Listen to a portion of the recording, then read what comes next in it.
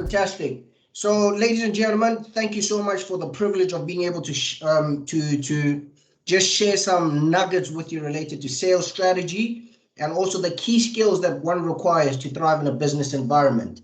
For starters, I'm just going to start off with a quote by Heraclitus: "Change is the only constant in life, and one's ability to adapt to those changes will determine your success in life." So this session is basically just for us to be able to share a couple of ideas on how we can navigate some of these changes that were basically subjected to, similar to looking at COVID, and strategy becomes one of the key pillars that one needs to look at when they are dealing with change. And just a disclaimer, please feel free to put your questions in the chat and would be more than happy to address them at the end of this session. So what's on the menu? Just to whet your appetite, we're going to be talking strategy. We're going to be looking at sales and how that fits into strategy. And we'll also be looking at the panel discussion, which is like the carrot cake on my screen here, where I'll be chatting to my co-stars about how they've been able to manage their careers, where they started from and how they pivoted to where they are today. So be on the lookout for that. It's going to be certainly exciting. And now just to start with the first part, the main course, looking at what is strategy, how does it apply to us at work, and perhaps even on an individual level. For starters, I'm going to borrow from the words of a strategy guru in the name of Michael Porter. He says strategy is about making choices. It's about trade-offs. It's about deliberately choosing to be different.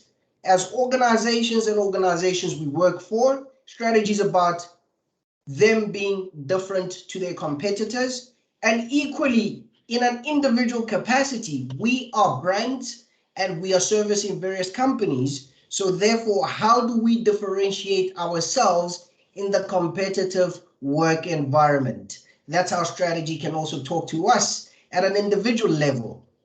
For starters, just to unpack strategy a little bit, what we're looking at, the first pillar here is strategy speaks to the direction that the company is taking, the direction that the organization is taking.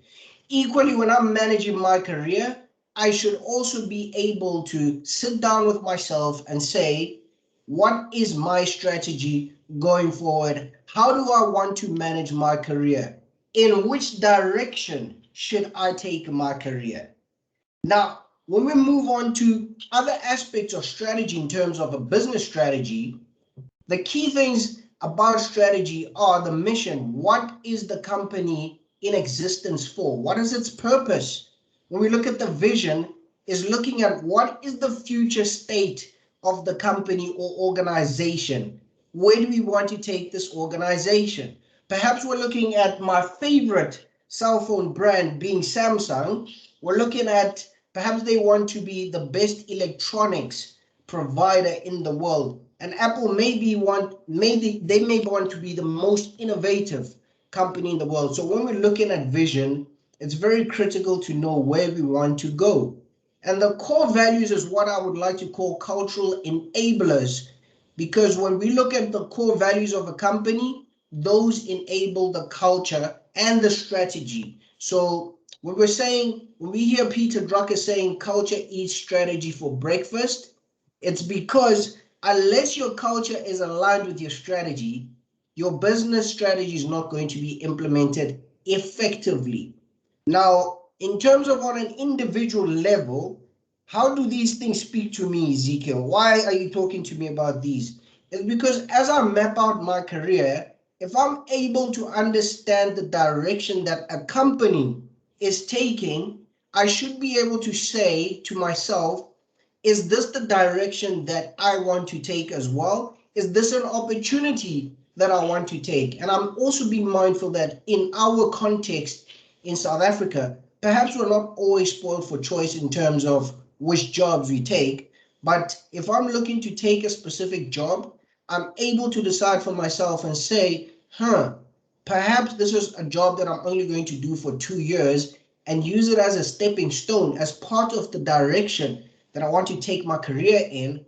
Or perhaps this is a company that I would like to stay in for the long haul. Now, by being able to evaluate that company strategy, I'm able to plot my career based on how I'm going to work and align with that specific company that I want to work for. And that's the same for entrepreneurs who are on the call. This is very important. How do I structure my business and where is my business going?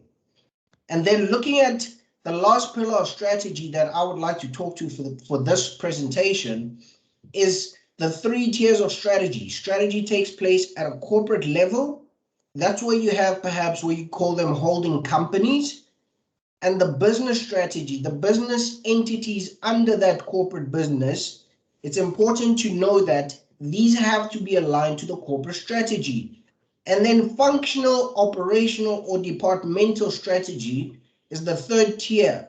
So when I'm mapping out my career and I want to know how I can grow in a specific company, if I understand how the operational strategy speaks to business strategy and corporate strategy, I'm able to map out my career for the long haul to say, if my desire is to climb up the corporate ladder, there is a corporate ladder to climb. But if the business is a very small business, obviously there isn't a lot of room to grow upwards. Perhaps there may be laterally. Now that is the importance of strategy and trying to bring it down to a context of how do I map out my career in an organization, or broadly speaking, what direction should my career take? And these are some of the insights that we will also later on indulge in when we chat to our panel members, where they share some of those insights on what did I study and how did I map out my career. So those are some interesting insights that we're going to explore together. I know that's strategy 101. That's basically a crash course, but keep those questions coming in the chat box and I will address them at the end of the presentation. Moving on to the next slide, Ezekiel, you promised to talk about sales. So hold on to your horses, I'm already here. Once we are able to establish what a business is doing and where it's going, then we start setting targets to say we give sales targets. The revenue is very critical for us to be able to grow the business. But the approach that we use to sell is very important. And I'll just borrow off Mark Cuban's quote where he says, selling is never about convincing, it's always about helping. That means I need to find a need to speak to, solve the need, and then I'm able to make a sale. And speaking to the approach again, an interesting statistic about sales and how we approach the market is by the B2B lead. They said half of all sales time is spent on ineffective prospecting. In layman's terms, prospecting is just looking for the right customer. That is what I would call prospecting. But we are going to explore how, as a seller or as a salesperson, either in a corporate business or in an entrepreneurial startup, how do I make the most of my sales journey? What are the key things that I need to be aware of when I go out and sell? The first tool is, or the first question you would need to ask yourself is, who is my ideal customer?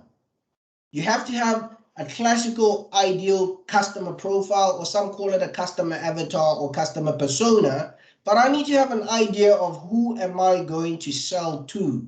If I'm looking to bring in, as Elon Musk, Tesla electric vehicles into South Africa, I need to understand the kind of customer who's going to buy it. Perhaps psychographically, and the way this person thinks is that they think about the environment before anything else. This person lives in perhaps a Sandton or Sandhurst area.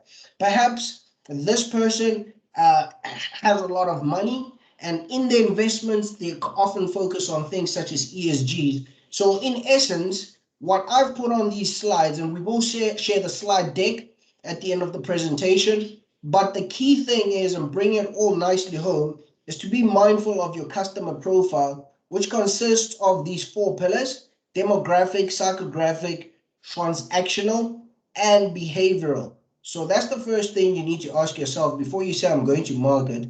Who am I going to sell to? Don't be trying to sell a Maserati to Ezekiel who likes it but cannot afford it. So this helps you to be able to prospect effectively. Now, another key question that we need to consider when we're selling is, what am I selling? And a tool or framework that's really helpful is called the value proposition canvas. What does it do? It takes the jobs that need to be done and it matches them with the product or services that are going to speak to that specific job. For example, let's say Ezekiel is tired of printing paper after paper in the work environment, and I want to go digital. I want to digitize my workflow. What I'm going to do is I'm going to stop working off notebooks, and perhaps Samsung can sell me a tab with an S Pen, or I could buy an iPad. And that is the product or service that speaks to the jobs. But it must equally speak to the pains, the frustration of, if Ezekiel is a business person and needs to travel all the time, I don't want to be carrying loose papers around or carrying flip files all the time where I'm traveling. I want to travel light. So that would speak to the pain relievers, speaking to these pains that the customer is experiencing. And the benefits, the overall benefits would be the game creators that I need to take from the product to speak to the user. What are the gains? Well, Ezekiel, this is not only going to be for work purposes. This tablet can help you put your music on it. You can put anything else that you would want. Perhaps you're a gamer, you can put your games on it. You can put your music on it. You can watch your movies on it while you travel as well. So that is another benefit that is associated with that product. In a nutshell, what I'm saying here is that a tool that is very helpful in understanding what you are selling to the market is the value proposition canvas. It breaks it down neatly for you to make sense of what exactly your value proposition is. And once we understand those and we start going to the market, one other critical factor is to understand the sales cycle. Breaking down the sales cycle very quickly, you start off with prospecting. This is where I'm looking for business. And then I initiate contact. How am I going to approach this potential client? Am I going to call them? Will I set up a meeting? How I do it is very important. And then I've got to understand their needs. What problems is this specific client faced with in order for me to speak to how my product is able to solve their problems? Once I've been able to overcome this and I understand their needs, then only can I start speaking to how my product is going to solve for their needs and manage their objections. Perhaps the client is saying, hey, man, I like your product, but it's not a fit. Or I like your product, but it's not functional in my business department. Or perhaps they may say, we just have financial constraints. So you start managing those objections. There are a number of objections they may have. You need to know how to manage them in order to move the sales cycle to a close. Once you've managed your objections, you close the sale, you have the sale. Now, Ezekiel, why are you telling us about the sales cycle and why should I care about the sales cycle? If you don't know your sales cycle properly, you will continue experiencing inefficiencies in your sales process without understanding and pinpointing where those inefficiencies lie. And another thing is, time is money. You don't want to waste it. The sooner I'm able to close my sale, the sooner I'm able to bring in money for the company. So speed is key. I don't want my sales cycle taking too long. The sooner I close it, the better. And that's where the ka-ching comes in. Now, another aspect that I would like you to consider at the first stage of starting your sales process is qualifying whether this opportunity is going to close or not. You don't want to be wasting your time trying to sell a Maserati to Ezekiel for 5 months, and at the end of 5 months you only realize, this guy cannot afford it. He told me he likes this car. It looks good on him. He put it on Instagram when he was test driving it, but Ezekiel cannot afford this car. So you want to be able to test whether when I'm talking to a prospective client or potential client, will they buy or not? We use something called the band technique. It's one of many other techniques. It's not the only one, and you can always take it and customize it for your needs. But what band stands for is when I'm engaging with a client, I want to be able to check if they have the budget. Secondly, the A would be authority. Am I talking to the right person? In terms of a buyer's journey nowadays, it's not left to one person to decide on whether they'll make a purchase or not. That buying decision would be spread across different people. It may be the CFO, the CEO, and you might need the user as well. So you need to understand who is decisive in making that buying decision, and you want to be talking to that person. And then the N would be for need. If there is no need, you are unlikely to close a sale. So there has to be a need. You need to understand what the pain points the client is faced with are, and then you would be able to sell. And the last thing that I would want us to bear in mind is the timing. Timing is absolutely critical in sales. So for example, I would have a product that I want to sell, and the people are loving it. They need it. But then they tell me, oh, Ezekiel, the only challenge is we'll only be able to buy in the next financial year. That is something I've got to be able to time properly when I'm engaging with all the clients. So by rule of thumb, if you've got 3 of these, you've got a potential opportunity that you can work on. If you've got less than 3 of these, you are probably just wasting your time. You'd much rather spend that time on other resources or other clients and prospecting elsewhere. So this is what the band technique does. It just helps you with prospecting and makes it so much more efficient and saves your salespeople time. Even as an entrepreneur, don't try and force the sale. If there's no need, you're talking to the wrong client or the wrong prospect. So you would have to keep it moving. And then now speaking to the need, how do we treat the need? This is the Refinitiv way of selling, how we sell at Refinitiv and London Stock Exchange Group. So there are 3 modes of selling to consider when you're looking at a need. It's either you're shaping the need. What I mean by shaping the need is like going to a doctor. You collaborate with the doctor to pinpoint what the problem is and how to heal that specific problem, or you come up with a prescription. The doctor will give a prescription. So in shaping the need, that would be a space where I come in and I collaborate with the client and say, this is the actual problem and this is how we're going to solve it. Or when you create the need, this is where you would ideally want to be. Similar to how an insurance person would call me, hey, Ezekiel, how you doing, man? And then they start selling me insurance that I don't need. I don't need insurance at this point in time, but somebody sold it to me and made me realize that I might need it. It's not actually a tangible need that I have, but somebody told me that I need it. So they created the need. These 2 areas is where we want to play. Shape the need or create the need. That's how you sell efficiently and beat the competition. When you're responding to a need, this is already too late, and I'm just going to show it on my next slide. When I'm responding to a need, I'm already late in the buyer's process, and this is where perhaps the buyer already knows what their problem is, and now they've gone out to market. They told the procurement guys, go out to market, we want to purchase 1, 2, 3, or we need a couple of people to bid for this tender. So this is already late because the competition becomes stiffer when you're responding to a need. So ideally, when we're dealing with a need, we want to play in shaping or creating the need. That's the type of mindset that we would want to play in as salespeople.